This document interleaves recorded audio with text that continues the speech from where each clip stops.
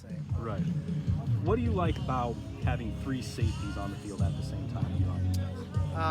Well, this defense gives you some flexibility, so you can play defense a multitude of ways, but this is just kind of how we've chosen to do it, and it gives us a lot of flexibility on how we attack offenses. How does having 3 safeties affect what you ask out of your cornerbacks? It doesn't really. Day off, just talk about how good it is mentally and physically for not only the guys, but for you as a coach to kind of rewind and get set up for the next Well, week. you know, there's no heat, there's no smoke. We get days off. I don't know how we grind on our guys anymore. What do you think we should be, at this point in fall camp, we should be talking about? Oh gosh, that's $1 million question. You know, it's kind of like spring ball. We gotta, we all do this. We gotta find something to talk about. You know, it's like the spring to a degree. You know, one day the offense will be a little better, and one day the defense will win. And for us, we're just looking for incremental progress.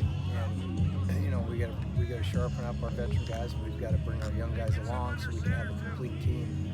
So, you know, there's nothing that exciting going on out here other than it's fun to watch football. And we're in full pads today, so if you like that sort of thing, today will be fun to watch.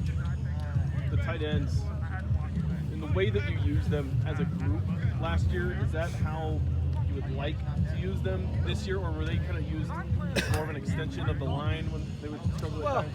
You know, certainly, I just expressed to Derek about the defense being multiple. We want to be multiple on the offensive side.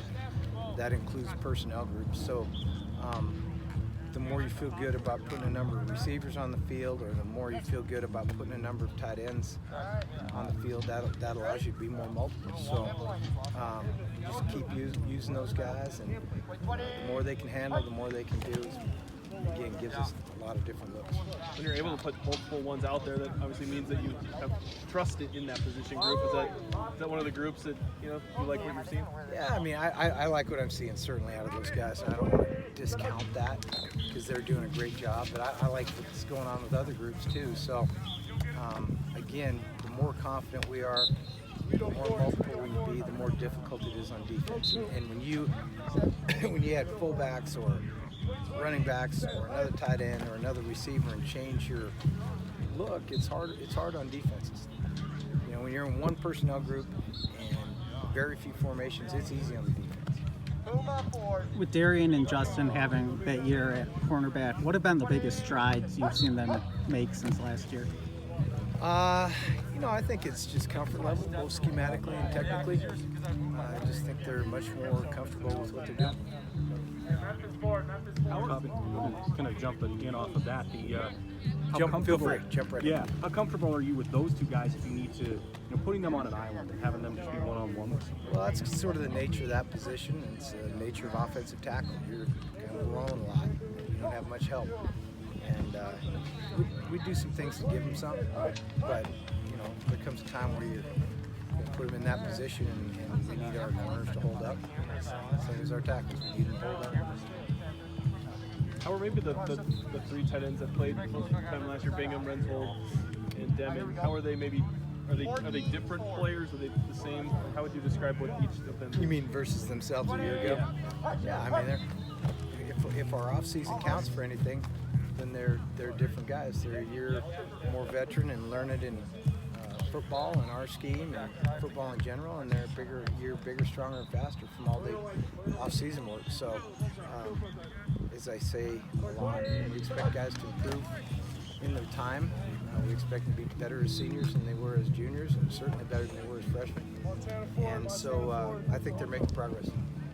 As you're trying to develop depth too at cornerback, a guy like Kadeem Hemphill seems to be making plays during the spring and during the fall. Again, what aspects of playing cornerback is he picking up the quickest? Well, the key is to be consistent. You have to have consistency out there. It can't be one play on, one play off, or 2 plays on, 2 plays off, anything like that. You have to be consistently great. It's different to play in other positions. It's way different than wide receiver. I mean, at corner, the ball has got potential to come to your spot every play, run or pass. So you have to learn to play with that edge. You have to embrace that, and that's where Jalen's continuing to make improvement. Going back to the off season, Marcus Knight, a guy that came in, you saw him in the spring, obviously, but how was the off season and kind of the start of fall camp? You know, for him to be in a first, you know, getting Marcus here, he's just such a unique guy. You know, he's a junior college running back with a 4.0 GPA. He's kind of a Sasquatch or a Yeti or something. He's a mythical creature, first of all. He's just an awesome guy to bring into the program. And he's done a nice job. And for him to go from, you know, a small high school, then a junior college, and then, you know, get into a Division I football program, an off-season program, I mean, he's made some great strides so far. At this point, have any of the true freshmen stood out to you? It's kind of hit and miss, you know, to be truthful. I mean, they have some good days, and then we stall and they look like hell. So it's up and down. You know, again, it's sort of like the consistency thing I just talked about. The more they can play with the consistent game-ready level play, the more they'll get looked at for playing. I'm guessing you only obviously focusing on your team, but do you ever do your due diligence? Obviously, you know, MSU named their starting court. Like, do you pay attention to like things like that? No, I don't pay attention to them. How about other teams? Yeah, oh yeah, certainly the ones early in our schedule. We do off-season study, all that. So we're aware of what's going on as best we can at the University of South Dakota for sure. I'm glad I entertained you guys once in a while. That's good.